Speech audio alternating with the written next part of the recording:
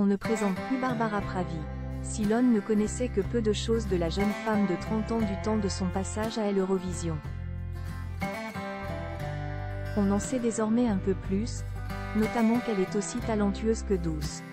Ce qui n'a pas toujours été le cas. Barbara Pravi s'est progressivement fait une place sur la scène musicale. Sa carrière a explosé de manière plutôt brutale grâce à sa participation à l'Eurovision en 2021 avec le titre Voilà. Une prestation sobre, tout en douceur mais très intense, qui lui a d'ailleurs valu la deuxième place du podium derrière l'Italie, représentée par Maneskin, non sans polémique. Depuis, la jolie brune aux bouclettes a fait du chemin. À 30 ans, elle a déjà remporté une victoire de la musique et s'est même essayée à la comédie, notamment dans la fiction Adieu vinyle, réalisée par José Dayan.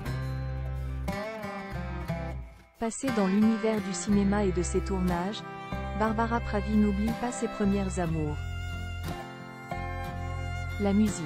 Comme tous les ans, pour la Journée internationale des droits des femmes célébrée le 8 mars, l'artiste écrit une chanson. Cette année, le titre s'appelle Marianne. Une sortie à l'occasion de laquelle la chanteuse s'est confiée dans les colonnes du journal Le Monde. Il y a quelque temps, Barbara Pravi a révélé avoir été victime de mauvais comportements, dont des violences conjugales, tant sur le plan professionnel que celui du privé.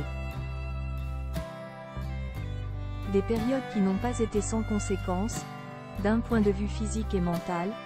Accepter d'être maltraitée a entamé ma confiance en moi-même. Je me sentais nulle et totalement dévalorisée. Il y a des gens que cela détruit d'être maltraité, d'autres que ça renforce. Je pense faire partie de la deuxième catégorie. Une enfant très dissipée. Barbara Pravi a donc forgé son caractère avec les épreuves douloureuses qu'elle a traversées. Mais elle avait apparemment une personnalité déjà bien affirmée lorsqu'elle était enfant. Jai était une enfant très difficile, déclare-t-elle. Jai était colérique, je me frappais la tête par terre, je repeignais les murs de ma chambre, je changeais les meubles de place tout le temps, j'étais complètement zinzin. Je refusais tout, un petit démon. Difficile en effet d'imaginer l'angélique Barbara Pravi d'aujourd'hui aussi déchaînée qu'elle pouvait l'être dans son enfance. Elle-même se pose des questions. Je ne comprends toujours pas pourquoi j'étais comme ça, en conflit avec tout le monde, ma sœur, que j'adore maintenant, mes parents, les adultes, les profs. J'avais beaucoup d'amis, j'étais très populaire, j'avais une capacité à créer du lien mais j'étais un conflit avec l'autorité. J'avais des résultats déplorables à l'école, je ne comprenais rien et je m'en foutais complètement.